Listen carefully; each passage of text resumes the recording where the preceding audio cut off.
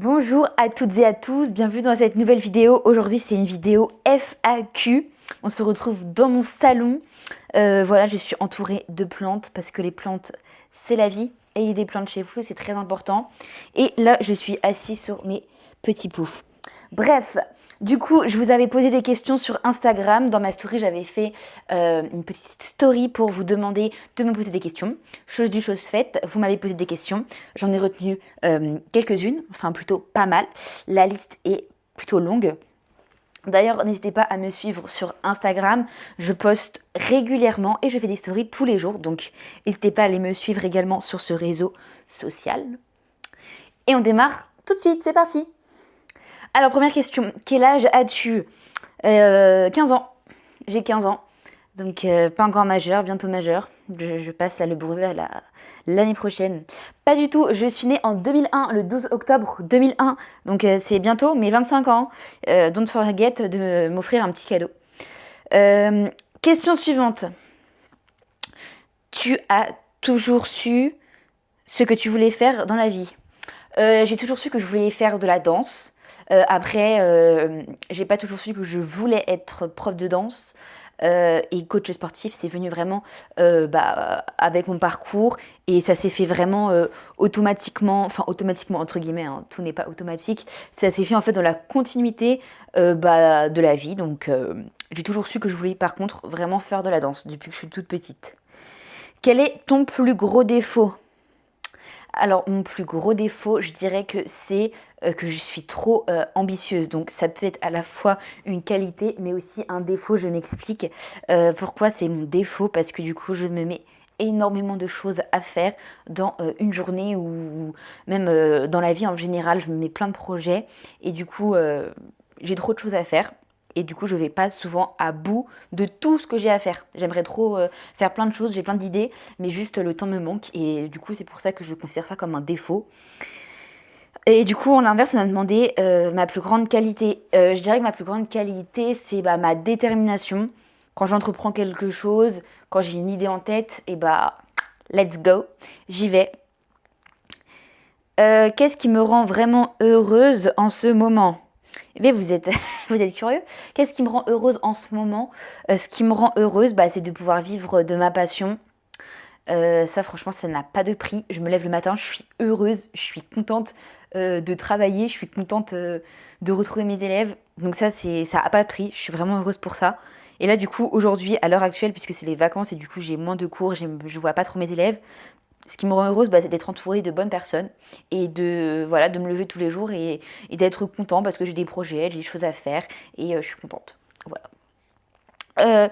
Tu préfères une soirée tranquille ou une grosse soirée? Pour ceux qui me connaissent, vous savez que je ne suis pas une grosse fêtarde. Étant donné que de septembre à juin, je termine tous les jours minimum à 21h, la soirée, elle est vite terminée. Donc, je suis une soirée plutôt tranquille. Quand je rentre après mes cours, parce que forcément, on est un petit peu fatigué. Hein, on a donné beaucoup d'énergie pour les cours. Donc, soirée tranquille, mais j'aime bien les petites soirées un peu holé holé.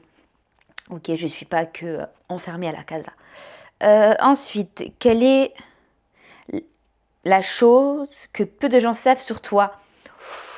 Quelle chose peu de gens savent sur moi? Ah si, j'ai un truc. C'est un petit secret. Vous voyez les étiquettes des vêtements? Je suis addict aux étiquettes des vêtements. C'est-à-dire que dès que j'achète un vêtement, la première chose que je fais, bien sûr, je l'essaye, je regarde si ça me va, et ensuite je check l'étiquette. Et si c'est une étiquette vraiment incroyable, je peux acheter le vêtement que pour ça.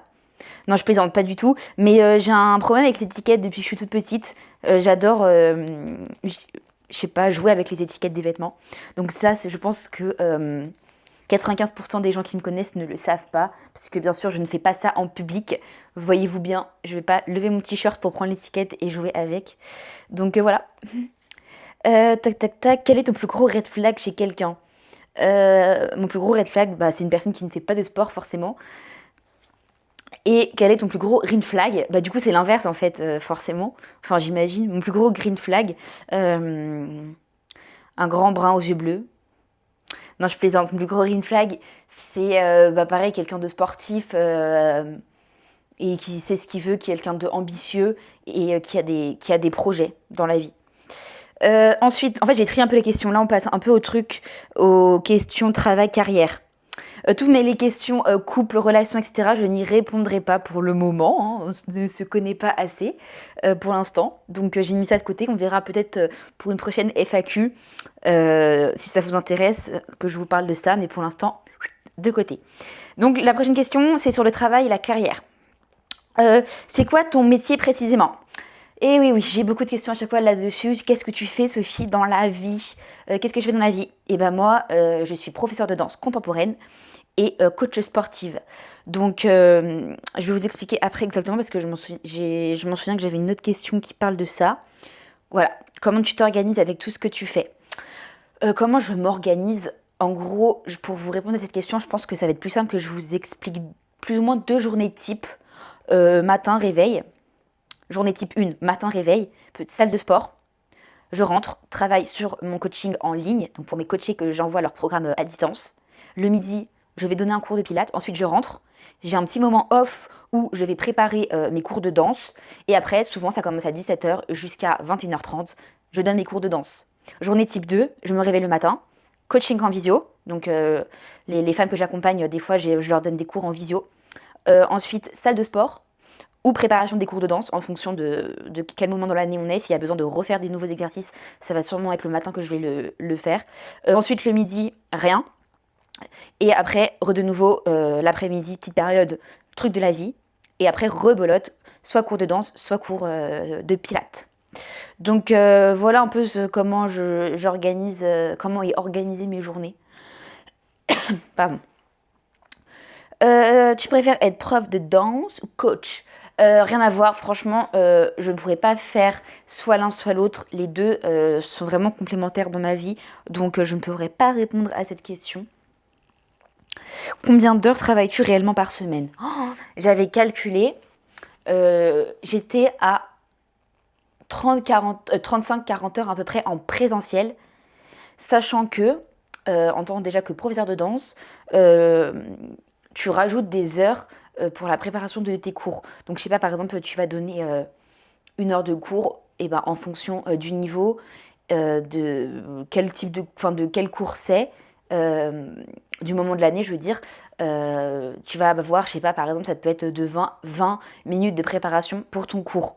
Donc vous voyez, multiplié par, je donne 17h30 juste de cours de danse dans la semaine, le reste c'est les autres cours. Donc ça fait pas mal d'heures en plus. Donc je devrais vraiment être environ à entre 40 et 50 heures par semaine.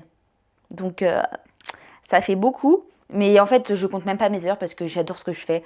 Donc je vais pas dire que pour moi, c'est pas travailler parce que ça reste quand même un travail. Mais je fais ça tellement avec plaisir que j'adore, c'est trop bien. Voilà. Est-ce que tu arrives à vivre uniquement de ton activité ? Et bien comme je vous l'ai dit, en travaillant 50 heures par semaine, heureusement que j'arrive à vivre de mon activité parce que là franchement il faudrait se poser des questions. Donc oui, j'arrive à vivre de mon activité. Alors là on m'a demandé mon salaire et combien je gagne. Alors là je ne répondrai pas à cette question parce que ça ne regarde que moi et les impôts. Est-ce que tu arrives à prendre des vacances sans culpabiliser ? J'arrive à prendre des vacances, la preuve, je suis actuellement en vacances, de cours je veux dire, parce que là je suis en train de filmer une vidéo pour YouTube, mais j'ai du mal à me prendre un jour totalement off. En fait quand tu es à ton compte, si tu vas pas travailler, et tu n'es pas payé. Donc j'ai du mal à, en gros si je suis en vacances du coup des cours de danse, j'ai du mal à vraiment tout couper. Je continue toujours à aller donner les cours de fitness, de pilates, etc. Donc je culpabilise des fois, mais bon après je me dis aussi que ça fait du bien à mon corps, ça fait du bien à mon esprit et que ça va me rendre plus forte parce que je vais revenir moins fatiguée, avec une nouvelle énergie, etc. Donc ça va quand même. Est-ce que tu aimerais arrêter une de tes activités un jour ? C'est pas dans mes projets d'arrêter une de mes activités. J'aime trop ce que je fais pour pouvoir arrêter, donc non, nada. Là on passe à la partie sport. Combien de fois par semaine tu t'entraînes réellement? J'ai tous les jours une activité, tous les jours je fais quelque chose. Hem, donc je dirais que je m'entraîne 7 jours sur 7. Après ça va dépendre de l'intensité. On va dire que j'ai vraiment 4 séances intenses dans la semaine et après j'ai des petits exercices, pas exercices, des petites, séances, bonus où j'y vais mais je mets un peu moins d'intensité. Est-ce que tu fais encore du crossfit? Ouais, mais la grande question, tout le monde me pose cette question, c'est un truc de malade. Je ne fais plus de crossfit dans une box de crossfit. En revanche, je continue à faire des WOD de crossfit, mais je ne fais plus d'haltérophilie. Voilà. Quel est ton objectif sportif actuel? Mon objectif sportif actuel, clairement là, c'est de reprendre la course sans, avoir de blessures parce que j'ai eu beaucoup de périostite. Donc c'est de reprendre la course sans avoir de blessures, mais là je n'ai pas d'échéance, j'ai pas de compétition comme j'avais, eu par exemple l'année dernière où je préparais, enfin je l'ai pas vraiment préparé, mais j'avais une date parce que j'avais un Irox en octobre. Heu, C'était marrant d'ailleurs. Mais non, cette année j'ai rien, j'ai pas prévu. Hem je sais pas, pour l'instant j'ai rien. Heu, je je vais réfléchir à ça. Je verrai. Hop. Est-ce que tu t'entraînes même quand tu n'as pas envie? J'ai tous les jours envie, mais non je plaisante, j'ai pas tous les jours envie. Des fois, on n'est pas motivé, on n'a pas envie, mais je me dis que, de toute manière, une fois que j'y serai, bah, il y aura les gens autour de moi qui feront leur séance, donc ça va me motiver à faire aussi ma séance et voilà, franchement, la discipline, elle prend le dessus. Hop, est-ce que tu prends des jours de repos? Bah, du coup, j'ai déjà répondu. Hem, Est-ce que tu suis toi-même un programme? Très Oh non, ma croûte, elle est partie. Hem Du coup, est-ce que je suis un programme? Bah justement, là, je pars en vacances dans pas longtemps et à mon retour des vacances, je démarre mon programme avec mon coach. Jusqu'ici, c'est moi du coup qui me faisais mes propres programmes, mais je tournais un peu en rond. J'avoue que bah, du coup, là, justement, j'avais un peu une baisse de motivation, même si franchement, je continue à m'entraîner, mes séances elles étaient qualitatives, etc. etc. Mais je voulais avoir un peu de renouveau. Pour me remotiver, un peu rebooster mes faiblesses, etc. Et du coup, bah là, je vais prendre un coach pour ça. Donc, vous voyez, comme quoi, même en étant coach, on peut avoir un coach. J'ai super chaud. Next, est-ce que tu fais attention à ton alimentation? Oui et non. En soi, je suis pas une mangeuse, genre j'aime pas les produits, gras, les fast-food et tout, ça me vend pas du rêve. Donc je suis pas compliquée avec ça, donc en vrai ça va, c'est facile pour moi. Heu, J'adore les légumes, les fruits, la viande, les œufs et cetera, donc franchement ça va. Donc je fais attention, oui, parce qu'en soi, je sais que ce que je vais manger après ça va avoir des conséquences sur mon énergie, sur mon physique et cetera. Donc oui, je fais attention, mais j'ai pas une diète, hyper stricte. Quel est ton plat préféré? Bien sûr, comme bonne italienne qui se respecte, les pastas, les lasagnes. J'adore les lasagnes. Comment tu gères les périodes où tu fais moins de sport? Et bah, je gère pas parce qu'il n'y a pas de ce genre de période. Non, je plaisante. Les périodes où je fais moins de sport, bah, en fait, c'est pour ton corps que tu fais ça, c'est oui et pour ton mental. Donc je sais très bien que ça va être une petite période dans l'année et après, bah, je vais reprendre et vu que j'aurai fait un petit peu moins de sport durant une période, bah, j'aurai plus d'énergie donc franchement, je gère plutôt bien. Je me dis vraiment ça que c'est du repos pour après avancer plus et progresser plus. Ensuite, pourquoi avoir commencé la danse? Bah, j'ai commencé la danse à 4 ans, donc à 4 ans, je ne sais pas vraiment si c'est nous qui décidons ça, mais c'est ma mère, enfin mon père, mes parents quoi, qui m'ont inscrit à la danse et bah, j'ai tout de suite accroché et donc j'ai tout de suite continué. Voilà. J'ai commencé du coup à 4 ans. Est-ce que tu pourrais arrêter la danse? Bien sûr que non, je ne pourrais pas arrêter la danse. La danse, c'est la vie, c'est trop bien.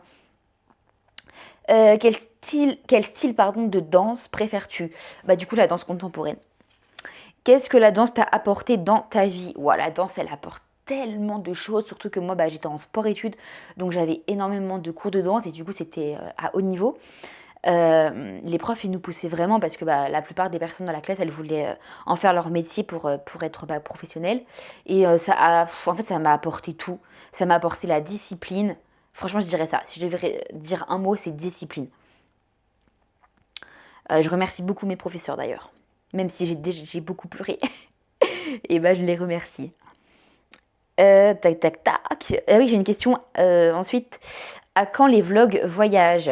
Et ça arrive. Je pars bientôt en vacances. Je vais tout vous vloguer.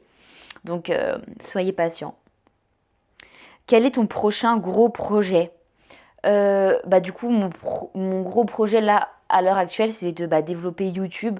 Donc là, par exemple, j'ai investi dans une caméra, dans un micro, etc. Progressivement, j'essaie de développer YouTube. J'aime bien parce que du coup, c'est un format long et comme je suis un petit peu bavarde, Madame Pipelette, et j'aime bien YouTube. Donc franchement, mon gros projet en ce moment, c'est ça, on va dire. Où te vois-tu dans un an? La caméra, faut pas qu'elle tombe. C'est bon. Dans un an, je me vois... en vrai, je me vois toujours ici, dans mon petit appart, là. Je suis bien ici. Toujours le même métier, bien sûr, parce que je ne compte pas changer demain de métier. Dans un an, je me vois ici, bien sûr, avec un physique qui a évolué, avec une mentalité qui a évolué, avec des nouveaux projets qui vont voir le jour, etc. Mais je me vois toujours ici. Quel pays rêves-tu de visiter? Ouh là là, il y a plein de pays que je rêve de visiter. J'aimerais bien visiter les Maldives, j'aimerais bien aller à Bali, j'aimerais bien faire quelques pays en Afrique. J'aimerais bien aller en Thaïlande. Les États-Unis, j'ai déjà fait, mais j'aimerais bien y retourner pour aller dans une autre partie des États-Unis. Quel voyage t'a le plus marqué? Le voyage qui m'a le plus marqué, c'était quand mon voyage à New York. C'était incroyable. Est-ce que tu pourrais tout quitter pour partir vivre à l'étranger? Ça dépend.